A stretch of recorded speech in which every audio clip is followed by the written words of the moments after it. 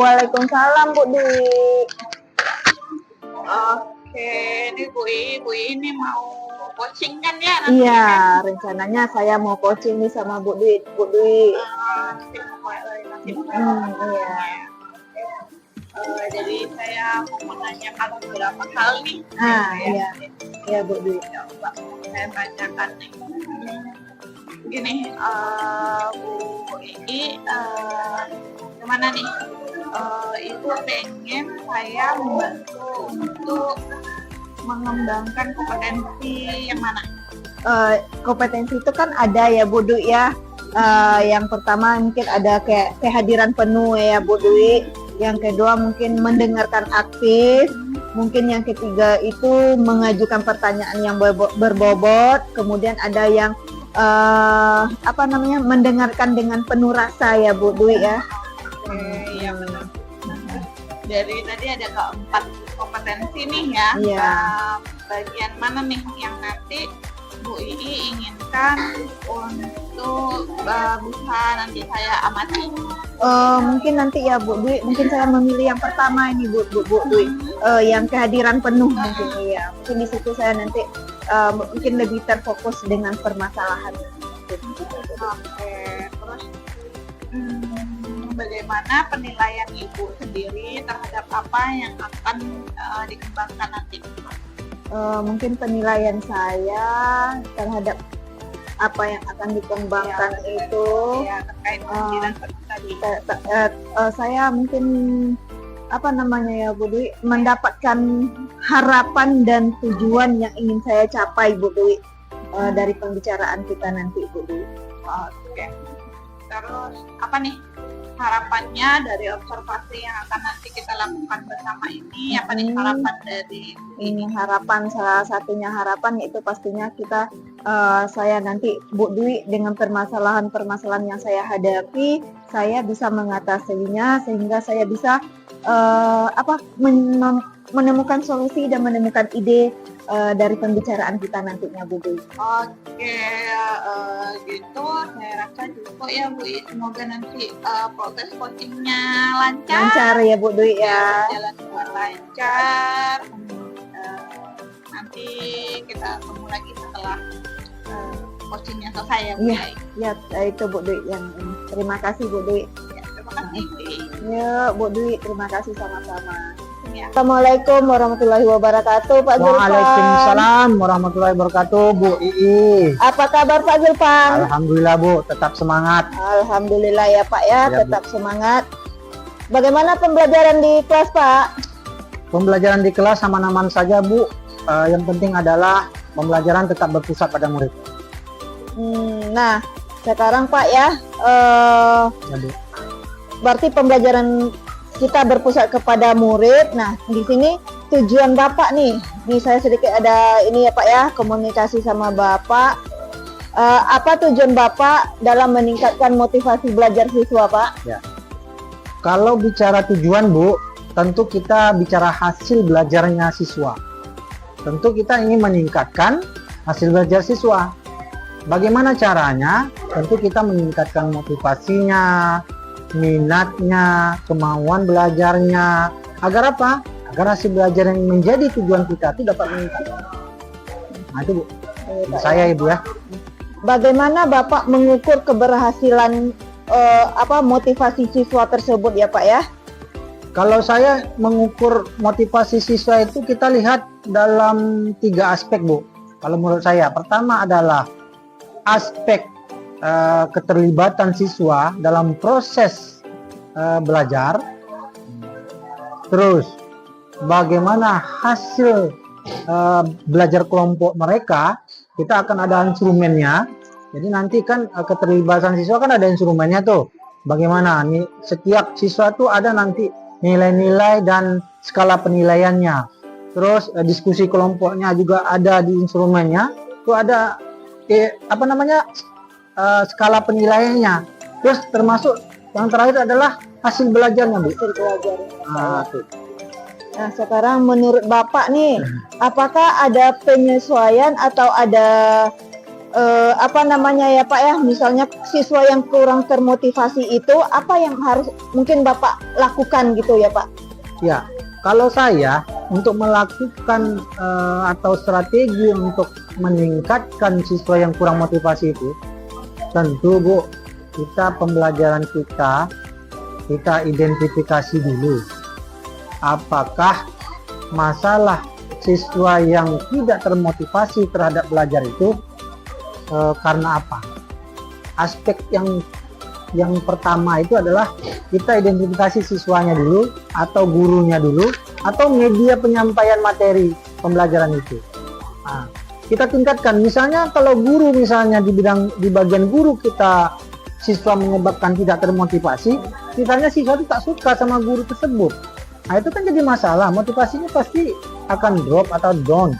Setiap pelajaran lain mereka termotivasi. Rupanya gurunya pernah membuat dia tidak termotivasi belajar. Terus bisa jadi media Bu, media pembelajaran yang kita lakukan itu tidak pas gitu, sehingga apa yang kita sampaikan itu tidak bisa dipahami atau sedikit saja dipahami, sedikit saja, sehingga inti-inti apa yang kita sampaikan itu tidak sampai pesan yang kita sampaikan.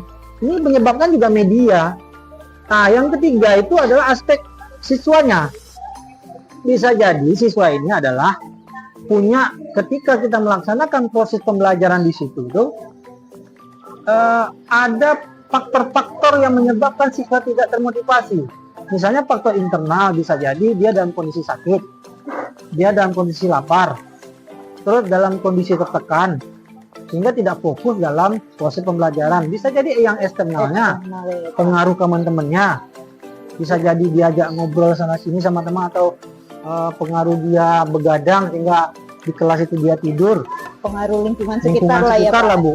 Itu yang harus kita kaji, sehingga untuk meningkatkan itu kita harus ada strategi-strategi yang pas gitu. Ini bagian apa sih yang harus kita tingkatkan? Nah, gitu Bu.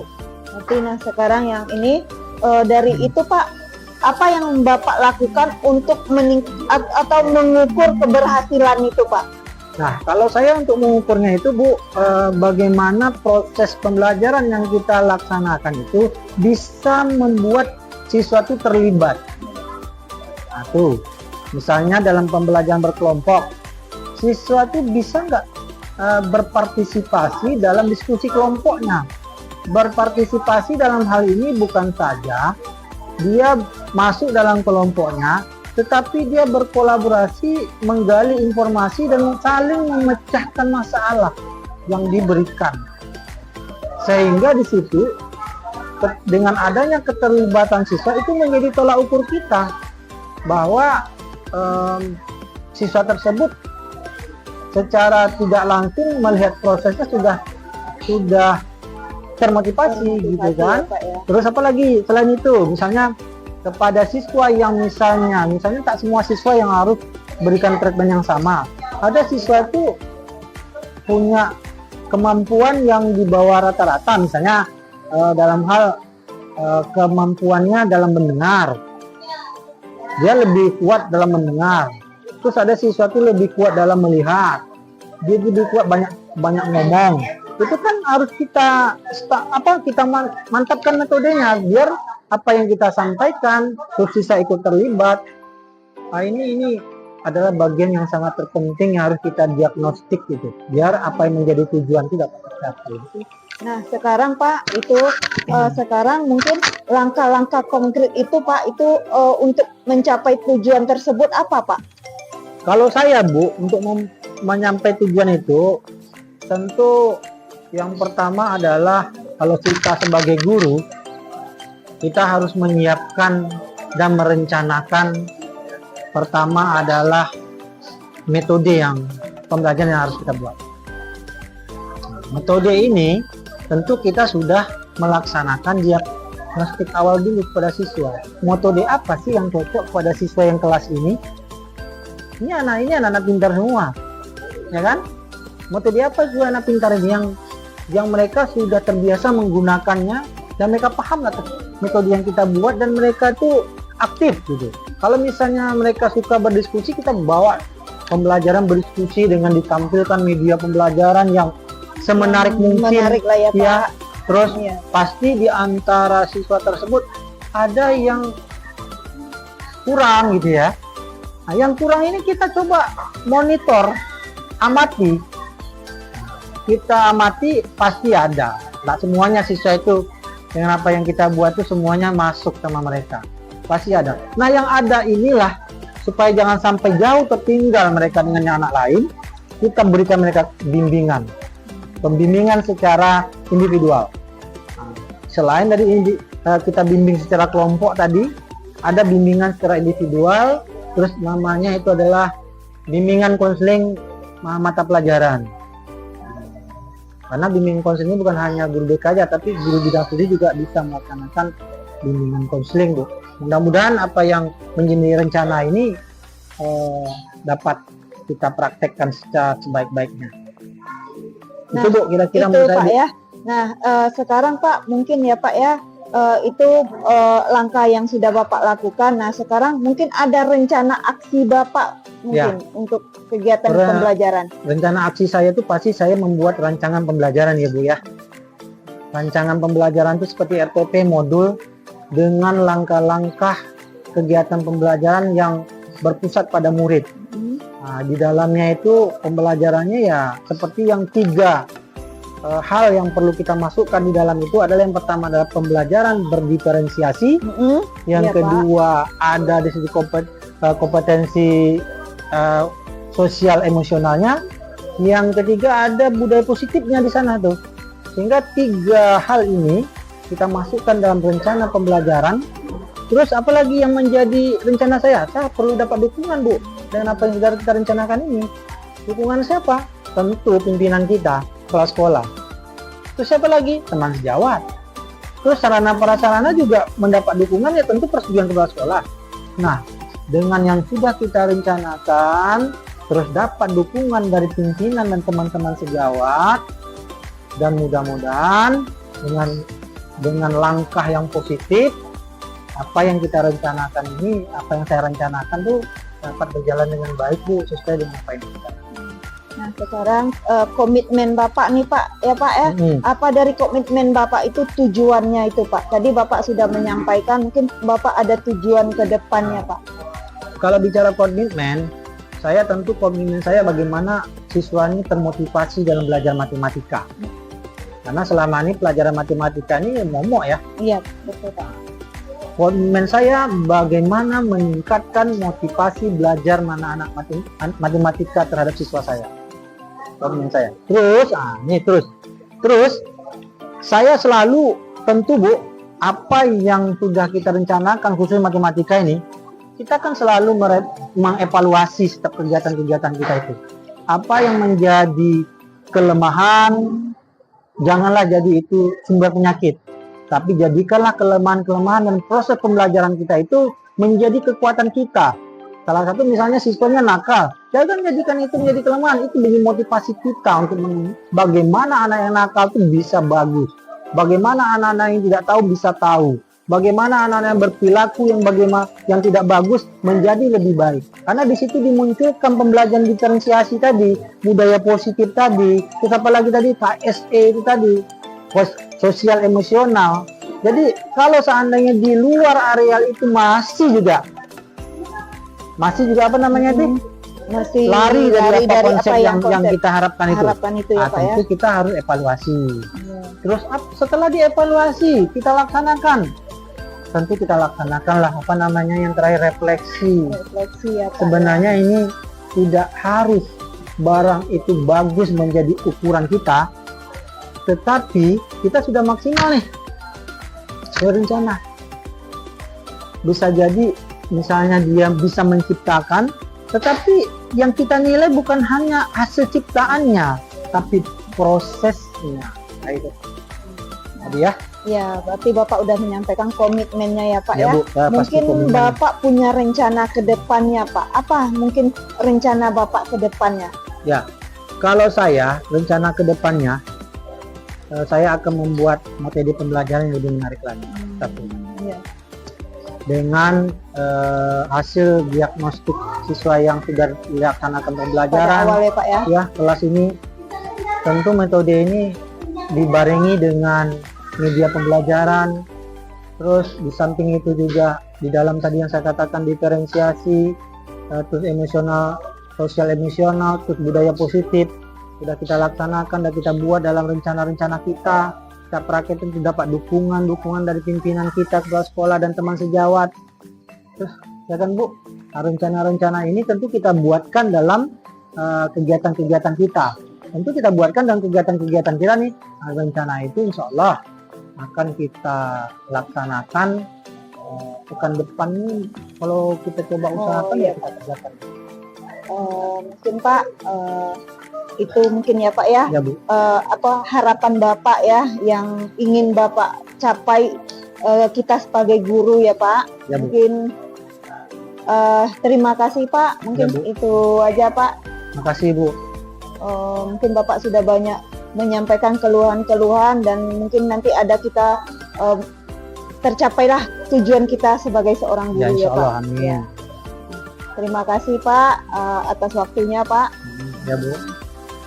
Mungkin itu aja Pak. Assalamualaikum warahmatullahi wabarakatuh. Waalaikumsalam Pak. warahmatullahi wabarakatuh. Bu Ii udah selesai nih tadi coachingnya ya bersama Pak Zulfan ya. Iya, Coachingnya. iya Pak Zulfan Bu Dwi. Gimana nih? Gimana perasaannya Aduh. setelah menyelesaikan coaching? Setelah menyelesaikan coaching ini Pak ya Bu Dwi ya, saya tuh merasa lega Bu Dwi, sudah merasa lega menemukan solusi dan motivasi dari ininya coachnya Bu Dwi. Ya, berarti rasa lega ya. Rasa lega, senang dah Bu Dwi. Terus gimana nih? Bagaimana Ibu menilai performa Ibu nih dalam kompetensi yang tadi sebelumnya udah kita bahas? Ya, mungkin performa saya itu ya apa namanya ya, performa satu senang, lega, leluasa ya terhadap pembicaraannya. Mungkin performanya mungkin ada juga merasa gugup-gugup gitu karena adanya motivasi dari coach itu, jadi saya muncul ide-ide yang akan saya laksanakan di pembelajarannya nanti Bu. Oh iya, oke. Nah, jadi sebagai coach Ibu merasa gugup ya? Iya Bu Dwi, Sama iya. coachingnya. Oke, nah kenapa nih? Apa nih yang membuat Ibu menilai demikian nih? Mungkin saya gini Bu Dwi, pemikiran saya ini apa yang saya sampaikan itu nanti bisa nggak ya tercapai gitu ya. Tapi saya menilai diri saya ini Bu Dwi, saya bisa, saya harus bisa apa yang saya ucapkan itu bisa saya terapkan nantinya di pembelajaran saya Bu Dwi, dengan permasalahan-permasalahan dan solusi-solusi yang telah ditemukan itu Bu Dwi. Terkait ini, kalau terkait Ibu tadi sebagai coach ya. Iya Bu Dwi. Tadi Ibu coach dari coachingnya Pak Pak Zulfan, iya Bu Dwi. Terkait dengan Ibu sebagai saat Ibu menjadi coach, Iya. bagaimana Ibu menilai diri Ibu? Sebagai coach, saya menilai saya telah memberikan pertanyaan yang berbobot kepada coaching saya, sehingga coaching saya itu merasa nyaman dan senang dengan pertanyaan yang saya ajukan gitu. Boleh nggak nih saya Boleh. menyampaikan hasil pengamatan Iya. saya? Boleh Bu Dwi. Coaching yang Bu Dwi Iya. lakukan bersama Pak Zulfan ya. Iya. Boleh. Mungkin itu evaluasi juga bagi diri saya ya Bu Dwi ya. Seperti yang tadi Ibu sampaikan ya, proses coaching tadi ketika Ibu menjadi coaching, memang alhamdulillah berjalan lancar ya Bu. Iya. Cuman dari apa yang saya amati, sepertinya Bu Ii agak kurang untuk melakukan kontak mata gitu ke Pak Zulfan selaku Koci gitu. Nah, kalau boleh tahu kenapa nih? Mungkin di situ saya agak grogi juga ini Pak Bu Dwi, karena kalau saya lihat Pak Zulfan selalu tersenyum gitu ya, jadi mungkin merasa grogi atau salah satunya kurang fokus mungkin ya Bu Dwi ya. Oke. Berarti, ini yang Ibu lakukan tadi udah sesuai dengan proses coachingnya, udah sesuai juga dengan alur tirta gitu, mulai dari tujuan sampai kemudian identifikasi, kemudian ada rencana aksi, selanjutnya ada tanggung jawab ya, berjalan sesuai yang direncanakan nih awal tadi ya. Gimana nih? Apa pendapatnya Bu Ii terkait apa yang tadi saya sampaikan? Terima kasih Bu Dwi, mungkin Bu Dwi telah memberikan masukan untuk saya. Kedepannya saya mungkin nantinya ada pelaksanaan coaching lagi, mungkin saya lebih fokus kepada lawan bicara saya sehingga pembicaraan itu terjadi interaksi yang baik nantinya Bu Dwi. Oke. Kayaknya saya juga melihat hal-hal yang masih bisa dikembangkan nih. Misalnya ketika Bu Ii mengajukan pertanyaan kepada Koci dalam hal ini Pak Zulfan ya. Iya, betul. Saya lihat Ibu mungkin karena tadi Ibu bilang grogi kali ya. Iya, betul. Jadi kayak kurang fokus ke coachingnya yang harusnya bisa, coachingnya bisa ditata, bisa dilihat gitu kan. Jadi sehingga coachingnya ini akan merasa lebih tenang seperti itu ya Bu. Iya, betul. Kemudian karena kan kalau tadi Bu Ii bilang sebelum melakukan observasi, nah Bu Ii ingin melakukan kehadiran penuh nih, gitu kan. Nah, kalau misalnya dengan kita menatap langsung lawan bicara kita, itu akan menjadi antara coach dan coach itu akan lebih merasa sama-sama hadir gitu ya. Selanjutnya nih Bu Ii, Bu. rencana nih ke depannya, untuk ke depannya apa nih rencana tindakannya itu? Terima kasih Bu Dwi, mungkin Bu Dwi tadi telah memberikan masukan. Rencananya saya ya salah satunya ingin meningkatkan kembali apa yang saya temukan di dalam coaching ini. Saya sudah menjadi seorang coach ya Bu Dwi ya. Di situ saya sudah mengeluarkan ide-ide dari permasalahan atau hal yang saya hadapi di sekolah atau di kelas, itu menjadi suatu harapan saya akan terlaksana sesuai dengan yang kita inginkan. Mungkin itu ya Bu Dwi yang harapan saya. Oke, nah dari diskusi kita kali ini nih juga udah dari sebelum Bu Ii melakukan observasi, kemudian Bu Ii juga sudah menjadi coach, sudah menjadi coach untuk Pak Zulfan gitu ya. Apa nih yang udah terbayang sama Bu Ii akan dilakukan nih untuk bisa meningkatkan lagi performa terkait dengan coaching? Iya, salah satunya mungkin kehadiran penuh. Nanti saya sebagai coachnya akan memberikan pertanyaan yang berbobot. Kemudian saya aktif di dalam kembali ke tadi, aktif penuh kehadiran itu ya Bu Dwi, gitulah untuk yang saya lakukan nanti. Oke, terakhir nih Bu Ii. Ya Bu Dwi. Apa nih yang Bu Ii dapatkan nih dari proses kita melakukan observasi? Mungkin banyak yang saya dapatkan Bu Dwi. Saya dalam kegiatan ini sudah mengetahui bagaimana alur tirta itu ya Bu Dwi, itu sudah terlaksana walaupun mungkin masih perlu saya perbaiki lagi. Banyak ide-ide yang akan saya perbaiki juga terhadap pembicaraan atau kegiatan coaching kita hari ini Bu Dwi.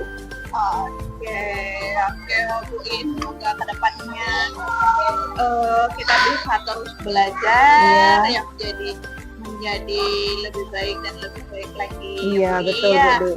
Semangat terus. Semangat Bu Dwi, semangat. Oh, Iya. iya, semangat terus. Sukses selalu Bu In. Insya Allah, alhamdulillah sukses. Oke. Semangat. Aduh, luar biasa. Luar biasa. Oke, terima kasih Bu In. Sama-sama Bu Dwi. Kita jumpa lagi di lain kesempatan ya Bu In. Iya. Assalamualaikum warahmatullahi wabarakatuh. Waalaikumsalam warahmatullahi wabarakatuh.